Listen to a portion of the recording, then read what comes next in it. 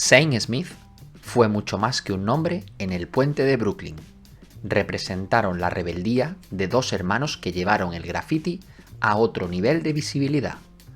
Su solución fue explorar la ciudad en busca de lugares nuevos y emocionantes, y lo consiguieron.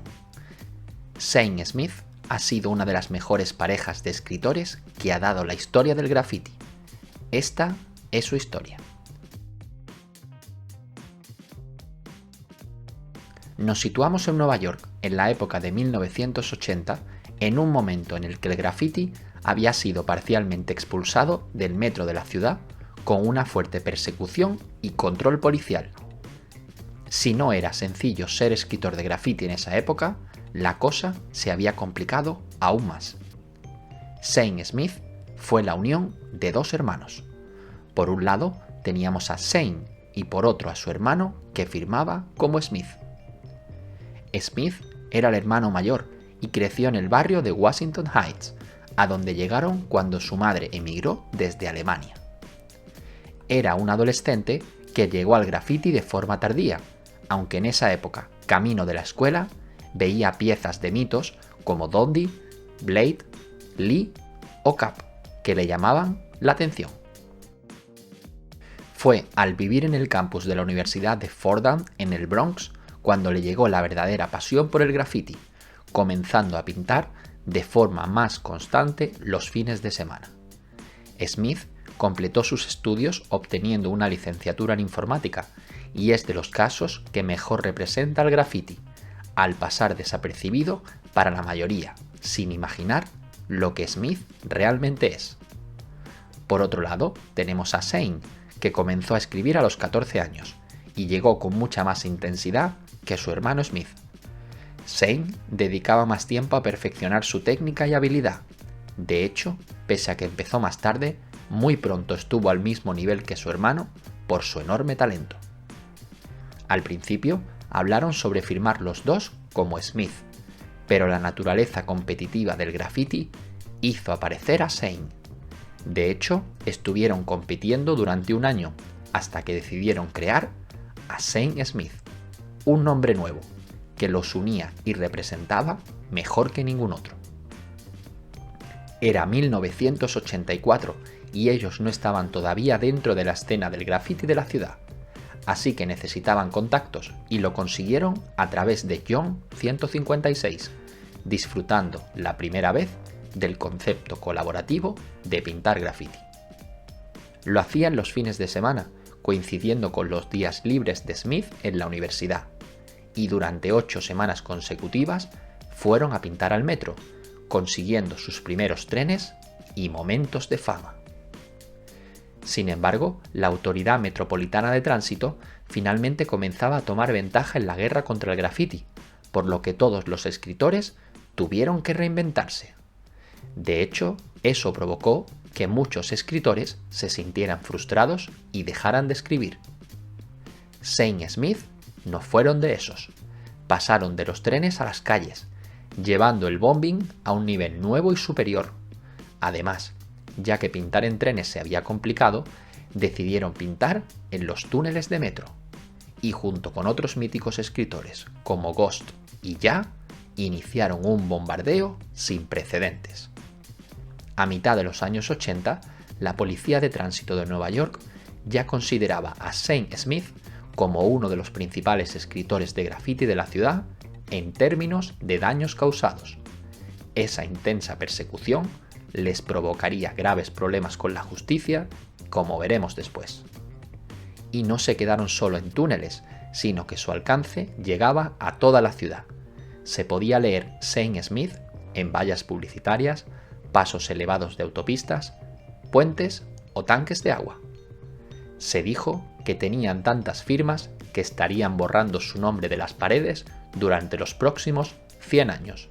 De hecho, más de 30 años después, siguen habiendo firmas de Shane Smith por la ciudad. Incluso su relevancia les llevó a realizar una exposición que se tituló So-Called Graffiti Vandal. Sin embargo, su verdadero momento de fama llegó al pintar en el puente de Brooklyn, uno de los iconos de Nueva York, en el verano de 1988. Zane fue el encargado de buscar el lugar e informó a su hermano Smith de lo que supondría. Sería un gran reto caminar por una delgada repisa de 50 centímetros sin barandillas y a 35 metros de altura sobre el mar. Pero Zane y Smith estaban acostumbrados a los retos, tras entrar a los túneles del metro en numerosas ocasiones. Finalmente, tomaron rodillo, pinceles, sus cubos de pintura y lo hicieron, dejando una marca histórica del graffiti de firma. Zane Smith lucía grande, en blanco y visible desde kilómetros de distancia. Lo que no previeron fue la tremenda repercusión que tendría después. De hecho, al día siguiente se tomaron las primeras fotos y salió a toda página en la prensa de Nueva York. La policía, que como decíamos llevaban tiempo persiguiendo a Zane Smith, iniciaron una búsqueda sin respiro para dar con ellos. O más bien, con él, porque no tenían claro si eran uno o dos, y mucho menos que fueran hermanos. Incluso el FBI se interesó por el caso, al haber tocado un monumento nacional. En esas primeras investigaciones, el que se llevó la peor parte fue Zane, que incluso fue identificado en la prensa por la policía con su verdadero nombre, declarando él mismo que no tenía nada que ver, pero que le era familiar su trabajo y que Zane y Smith no pararían de pintar pese a la persecución. Finalmente, no se presentaron cargos penales, ya que no había pruebas sobre cómo se hizo, pero fueron demandados por la ciudad de Nueva York por $3 millones, la demanda más grande hasta la fecha contra escritores de graffiti. La respuesta de Zane Smith a la demanda de la ciudad: fueron de nuevo a poner sus nombres en el puente una vez más, porque la fama nunca se toma un día libre.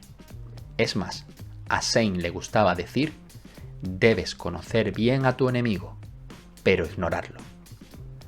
Volviendo al juicio y a la demanda, los hermanos Smith comenzaron con abogados de oficio, que no los ayudaron demasiado al ser un caso muy complejo, pero todo se giró al llamar al reconocido abogado William Kanzler, que era especialista en este tipo de causas sociales complicadas. Sorprendentemente, aceptó defender a Zane Smith. Con Kanzler al frente, el caso se pospuso varias veces, y luego vendrían dos trágicas muertes, primero la de Zane y luego la del abogado Kanzler. Finalmente pasó el plazo de prescripción, el caso quedó desestimado, Smith pasó a la clandestinidad y las autoridades dirigieron su atención a otra parte. En octubre de 1990, Zane fue encontrado muerto en las aguas de Flushing Bay.